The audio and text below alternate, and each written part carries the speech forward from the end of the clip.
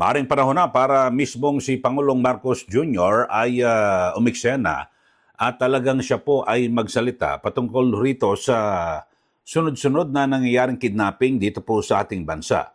At ayon nga mismo sa datos po ng Philippine National Police ay naiulat o naidokumento po ng PNP na 13 o 13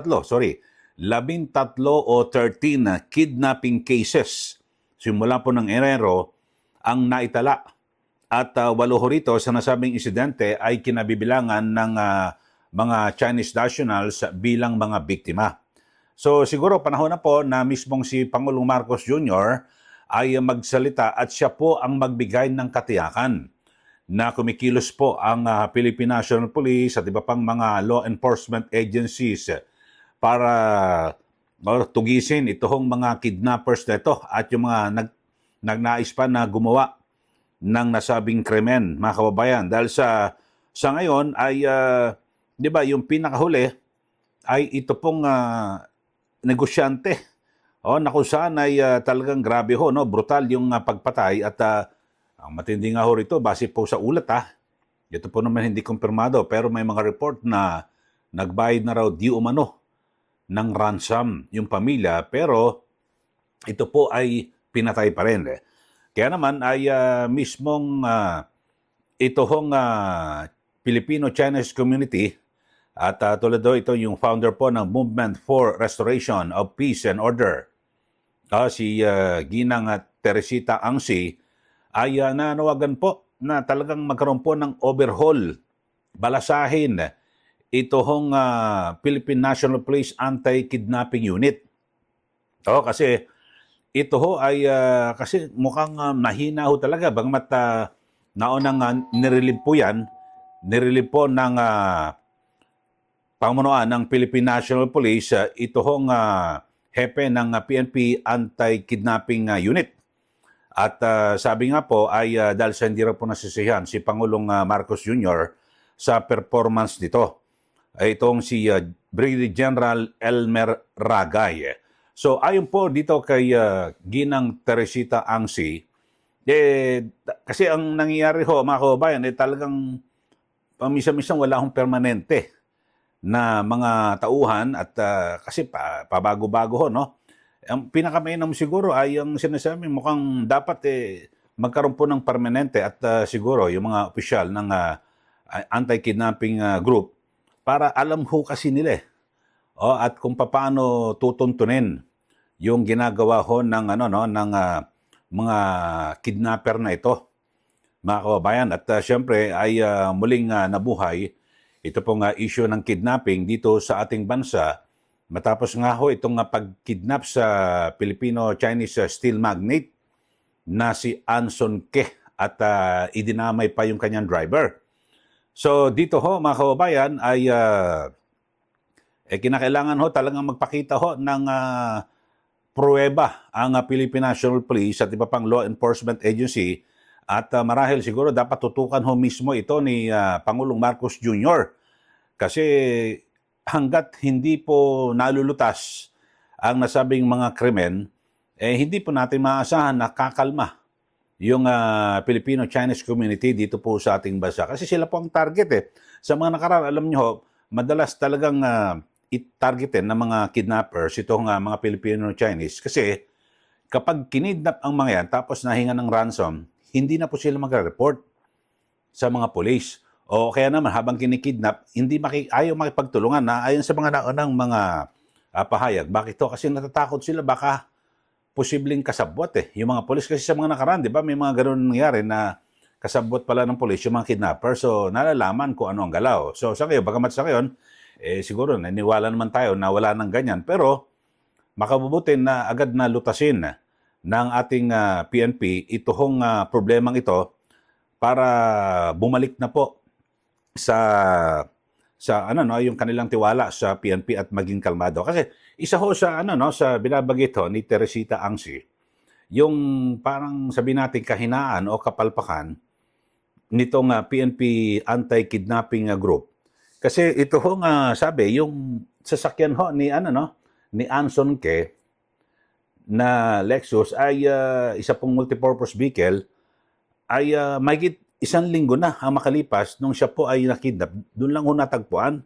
Samantalang nakaparada lang naman ho dyan sa may Quezon City, sa may Seminary Road sa Barangay Bahay Toro. So, hindi po nila natunugan, no? At may mga gano'n, nakatiwangwang lang na sasakyan. So, parang lumilitaw ho, talagang medyo mahina. Mahina raw po yung bumubuo ng anti-kidnapping group. So, siguro mas maganda, mismong si Pangulong Marcos Jr., kumilos na po rito. At alam nyo, maaaring makasama po ito sa ating negosyo. Alam niyo naman natin na itong mga Filipino-Chinese, lalo na ho yung mga negosyante, marami ho silang investment ho rito. Baka iba magsilayasan ho rito sa Pilipinas. Or, baka hindi na ho muna sila magnegosyo o kung ano man dahil sa takot.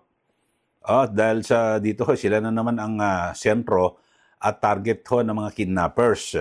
So sa ngayon, bagamat ang sinasabi ho ay bumuo na ng Special Task Force, ito hong Philippine National Police, pero napaka-importante ho, mga kababayan, na yung solusyon, dapat po sa lahat po ng kaso, ay mabigyan ho ng dagli ang solusyon at siyempre matugis ho, mahuli yung mga kidnappers at siyempre ganun din ho ay sila po ay maparusahan. Kaya yung iba ho nag-aagam-agam kasi sa mga nakaraang kaso po ng kidnapping, yung nangyari ho sa yung estudyante na, yung teenager na naputulan ng daliri, tapos nung una ang sabi, na-rescue, yung pala, hindi naman pala na-rescue. Di po ba? At dahil sa di umano yung nagbayad ng ransom, kaya pinalaya yung biktima. Ano nangyari nun sa mga suspect na yon? So kasi pag lumaya na o nakuha na ang biktima, tapos na. Sana dire-diretso po yung investigasyon at baka kasi pwedeng yung grupo na kumidnap doon ay siya rin dito o kung man magkakasama o sila. So yun po mga kababayan. At samantala, meron nung binabanggit itong pamilya ng napatay na si Anson Ke na hindi raw po totoo ang kumakalat ng mga chismis na may kinalaman sa Pogo. Yung namatay na negosyante. At ayon po rito sa abogado na si Christopher Belmonte, ito po isang lehitimong negosyante.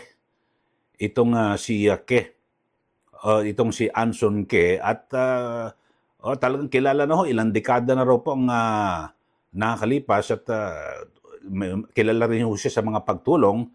Kaya walang kinalaman kasi ang ginagawa, idinudugtong ho kagad sa Pogo para parang nalilis po ang investigasyon. So siguro, lahat po ng anggulo, imbestigahan po ng Philippine National Police at importante ho, maresolba po ito sa lalong madaling panahon. At yung mga nangyayari na krimen, alam nyo ho, sana mapipigilan ho yan, mga kababayan. Dapat gumawa po ng hakbang ang Philippine National Police, yung mabilis ho na pag-aresto. Ang gawin nyo ho, yung katulad na ginawa nyo kay dating Pangulong Duterte, ang bilis nyo mag-aresto. Hindi po ba? Pagka sakay sa, o pagkababa dyan po sa NAIA, galing po ng Hong Kong, inaresto ka agad dinala agad sa Billamor Air Base. Ang bilis yun ang pangyayari at pinatapon ka agad doon sa ICC sa The Hague, Netherlands. Sana ho, yung mabilis nyo ho na pag-aresto kay Duterte, ganun din ho ang gawin nyo sa pag-aresto at mapapanagot, mapakulong dito po sa mga kidnappers na kumidnap dito sa mga negosyante at iba pa na mga Pilipino dito po sa ating bansa. So yun lang po. At siguro, matik na ho, hindi na kailangang manawagan ng PNP na kumalma ang ating Filipino-Chinese community kung agad na mariresolba at magbibigay po sila ng solusyon dito po sa sunod-sunod na krimen. Partikular, ito pong kaso ng kidnapping dito po sa ating bansa. O sa mga hindi pa ho nakapag-subscribe dito po sa ating YouTube channel, subscribe na ho kayo, i-share at i-like. At para kayo po ay laging updated dito po sa ating palatuntunan. Maraming salamat po muli. Ito po si Ka Eli. Magandang araw po sa ating lahat.